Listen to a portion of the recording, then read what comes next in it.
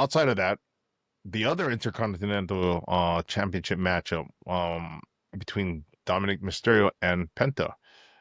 So this was a cool match too, just because I think over the past few weeks we've noticed the ring chemistry just getting much better with both Penta and Dominik.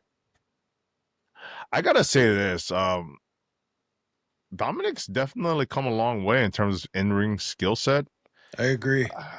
Like it's just kind of crazy to see his progression in such like I don't want to say short time, but I think because when I was watching him very early in his career, specifically when he started with WWE and he was kind of partnered with his dad, he was in so many tag matches.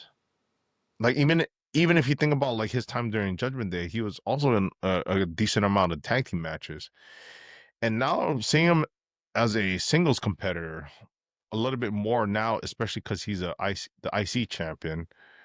I'm really impressed with his development, and like there's a lot of people that are really talking about how he has such a bright future, and I will say now it's a lot more evident that he has such a high ceiling, and not just carrying the Mysterio name, but dude's on his way, and I got to give him props because at the same time, you're working with somebody like Penta, who is no joke, a very, very skilled, athletic luchador and wrestler for that matter, and they show out, and I can honestly say like since Penta has debuted with WWE, I know I've said that I'm a big fan of his. I've continued to grow as a fan, but the guy really is relishing his time here at WWE. And you can tell,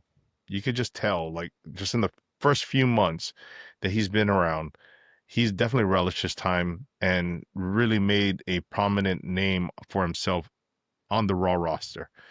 Um, I definitely hope for the best also for Ray Phoenix, being on the SmackDown brand. But nonetheless, uh, the result of this match, I think we both said Dominic was going to win, which he ended up doing so.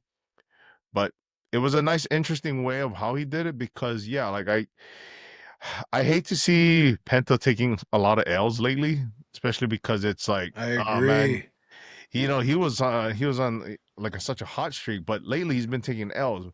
This L though I didn't mind because clearly it was interference from El Grande Americano, the great American luchador, who we still don't happen to know who is under that mask, It's apparently. almost, bro. It's almost.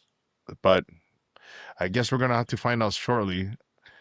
I think they're supposedly gonna have a match down the line where I saw a rumor it could potentially be a mask versus mask type of match. So we could eventually find out who he is. Dude, you know what? I'm actually down for that kind of match. I am totally down for that. You're absolutely right, dude. I've not been a fan of the L's that Penta's been taking recently, but if this was a nice way of getting Penta to lose without having him take the loss clean, Yeah. right? This was a perfect way to set it up so that down the road is going to lead to Penta versus Grande. I keep forgetting his name because Jay's saying it like 100 different ways in the other podcast, and I keep forgetting his name. Ariana Yeah, Grande, Ariana Grande. um, Yeah, Americano yeah, Frappuccino. exactly. Yeah, so I mean, yeah, I'm totally down for that match, and if it results in almost finally getting his mask taken off and showing who he really is, you know, that'll be a great match. Dude, and you know what? The longer we do our podcast, the more wrestling stuff pops up in my feeds, regardless of what social media platform I'm on, whether it be Facebook, um, Instagram, YouTube, especially in YouTube, dude. And you know what? I'm really glad that everybody's like accepting Dom as the Intercontinental Champion. Um, I'm just seeing a lot of love, dude. And there was a couple of videos I seen too. Like one was like why Dominic like deserves this title and all this other stuff. So there's just Uh, bro, there's a lot of love going around. And you know what? I think part of it too, after his Intercontinental Championship, why we've been enjoying his matches more, I think it's because they've finally taken the cuffs off. As far as his wrestling style, because he was always like that little cowardly little boy kind of act right before. So I yeah. mean now it's just he's fighting for the championship, and they've finally taken the cuffs off of him, and he's actually wrestling, Uh-huh. and it doesn't hurt that Penta matches his style, right? So I mean, Yeah. Penta made Dom look good too, and then yeah. So I mean, yeah, overall that was a good match. I'm glad Dom is still the champ. You know, it's interesting too. Dominic doesn't really wrestle a full lucha style, Yeah, no, he doesn't.